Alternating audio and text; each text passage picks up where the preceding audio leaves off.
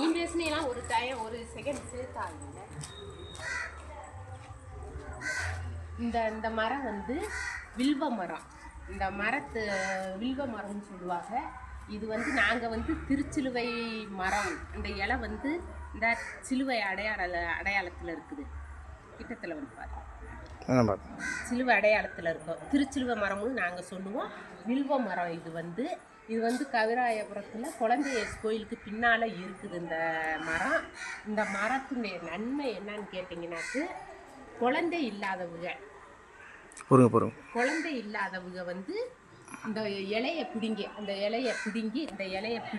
குழந்தை இல்லாதவங்க இந்த இலையை பிடுங்கி அரைச்சி இந்த சாரை குடிச்சா குழந்தை பிறக்கும் என்பது ஒரு நம்பிக்கை. அது பிறந்திருக்கு. இந்த மாதிரி குழந்தை இல்லாதவங்க இந்த இலையை பிடுங்கிட்டு போய் சாரை அரைச்சி சாரை குடிக்கணும். 3 நாளைக்கு 5 நாளைக்கு தொடர்ந்து இந்த இலையுடைய சாரை குடிச்சா குழந்தை இல்லாதவங்களுக்கு குழந்தை பிறக்கும். குழந்தையேசு இந்த அற்புதத்தை செய்கிறாங்க. இது கவிராயபுரத்தில் இந்த கவிராயபுரம் எங்கே பார்த்துக்கு இது இந்த ஊர் வாடிப்பட்டிக்கு பக்கத்தில் கவிராயபுரத்தில் இந்த கோயிலுக்கு பின்னால் இந்த மரம் இருக்குது. குழந்தை இல்லாதவங்க இதை அரைச்சி குடிங்க, குழந்தை பாக்கியம் கிடைக்கும். 2வது அந்த மேலே இது காய் வச்சுருக்குது. அந்த காய் வந்து பெருசானது.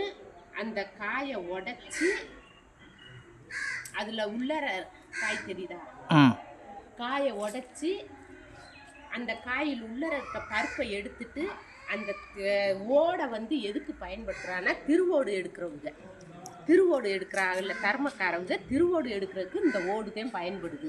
இந்த ஓட்டை வச்சு தான் திருவோடு எடுக்கிறாங்க. இந்த வில்வ மரத்துடைய பலன் இதுதான். குழந்தை இல்லாதவங்களுக்கு குழந்தை பாக்கியம் கிடைக்குது. இது வந்து ஒரு புனிதமான மரம். இந்த மரத்தை வந்து வாங்க குழந்தை கோயிலுக்கு வந்தீங்கன்னாக்கு இந்த மரத்தினுடைய இலையை பிடுங்கி இங்கே சாப்பிடுங்க. வகுத்துக்குள்ளே இருக்கிற வியாதிகள் எல்லாமே குணமாகணும்.